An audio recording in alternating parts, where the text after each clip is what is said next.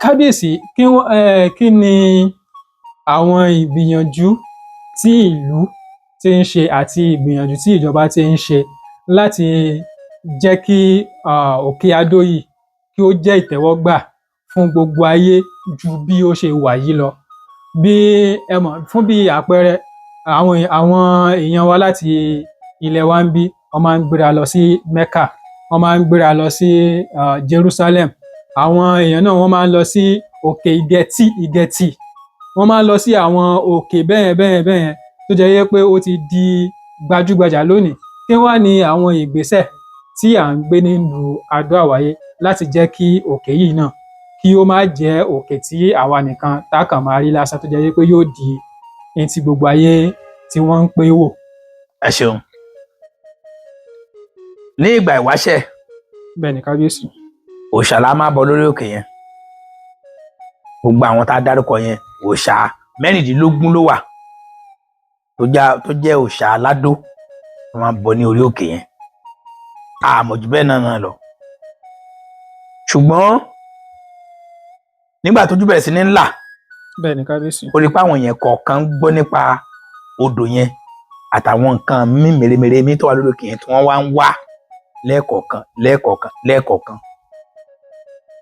Ìgbà tèmi jọba, àkọọ́lẹ̀ tí mo bá nínú àwọn ìgbìyànjú àwọn ìjọba tó kọjá lọ, wọ́n ní ìwé kan, mo bá àkọọ́lẹ̀ ìwé yẹn. Nínú ìwé yẹn, mo bá àkọọ́lẹ̀ èèyàn 1,002 plus tí wọ́n ti wá from various places láti wá wo orí òkè yìí. Bóyá àwọn míì ti wá kán tó bẹ̀rẹ̀ sí ní ṣe àkọọ́lẹ̀ yẹn, ṣùgbọ́n láti ọdún tó ti bẹ̀rẹ̀ sí ní ṣe àkọọ́lẹ̀ láti 1999 láyé lab tó bẹ̀rẹ̀ sí ní ṣe àkọọ́lẹ̀ yẹn títí di 2017 tèmi dé, láti 1999 to 2017, mo bá èèyàn 1,002 plus tí wọ́n ṣàkọọ́lẹ̀ rẹ̀ pé ó jálejò. Ibẹ̀ yẹn ni mo ti wá gbé. A bẹ̀rẹ̀ sí ní pariwo, a bẹ̀rẹ̀ sí ní ṣe propaganda. A dúpẹ́ lọ́wọ́ Ọlọ́run fún ìjọba tó wà ní ìpínlẹ̀ Ọ̀yọ́ lónìí yìí. Wọ́n á tẹ́wọ́ gbà, làwọn náà bẹ̀rẹ̀ sí ní bá a pariwo. Débi pé láàrin 2021 tá a bẹ̀rẹ̀ Yàké festival, mo padà bẹ̀rẹ̀ Yàké festival ní 2021, mo gba profile lọ́wọ́ ìjọba, endorsement, mo sì gba endorsement lọ́wọ́ Aláàfin pé a fẹ́ máa ṣe Yàké festival. Oòduà la máa ṣe tẹ́lẹ̀, tó a padà sọ di Yàké festival. Àkókò tá a máa ń ṣe Oòduà yẹn náà ni lásọ di Yàké festival yẹn. Láàrin ìgbà yẹn sí òní, tá a bá wo àkọọ́lẹ̀, àti ní more than 10 million visitors tó ti wá sí orí òkè yẹn láàrin ọdún 5 yìí. So ìjọba ìpínlẹ̀ Ọ̀yọ́ ń ṣe gudugudu méje yàrá mẹ́fà.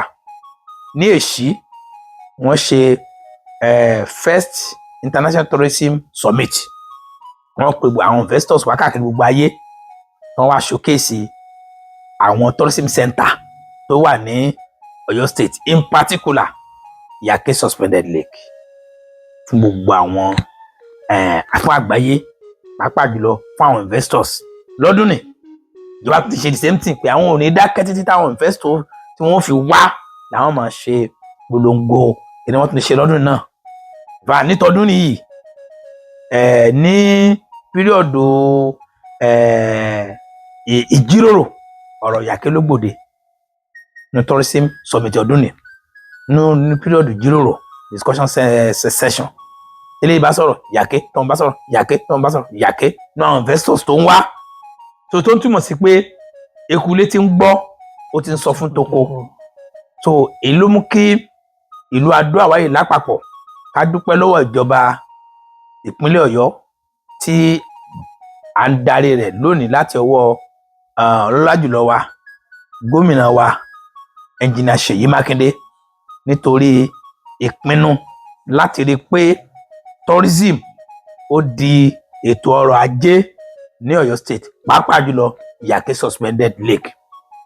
Fúnra gómìnà ló kó la sọ fún mi léṣì pé lágbára Ọlọ́run káwọn tó kó lórí àléfà yìí o, Yàké suspended lake ní Adó Àwáyé yóò di tourism center, tourism destination tí gbogbo àgbáyé tí wọ́n mọ̀ wá ní last year tourism international summit ní gómìnà sọ fún bẹ́ẹ̀ ní last year tourism summit yẹn wọ́n sì fún Iyake Suspended Lake ní the best destination tourism destination award ní Ọ̀yọ́ state.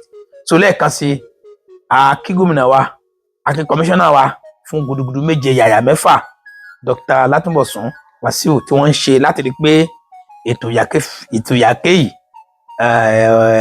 destination yìí odò Iyake yìí tourism center yìí ó di gbajúgbajà fún gbogbo àgbáyé.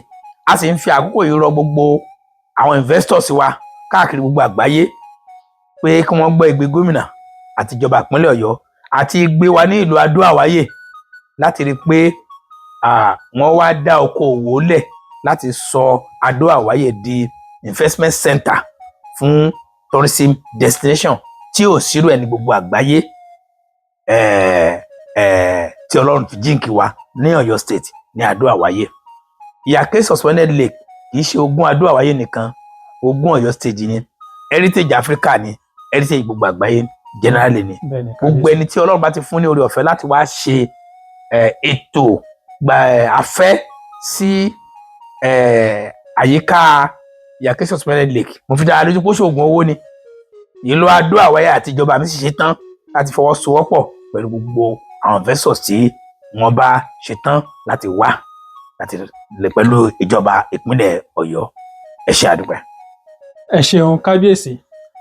Ojúlówó Yorùbá, ìkànnì àṣà, ìṣe àti èdè Yorùbá.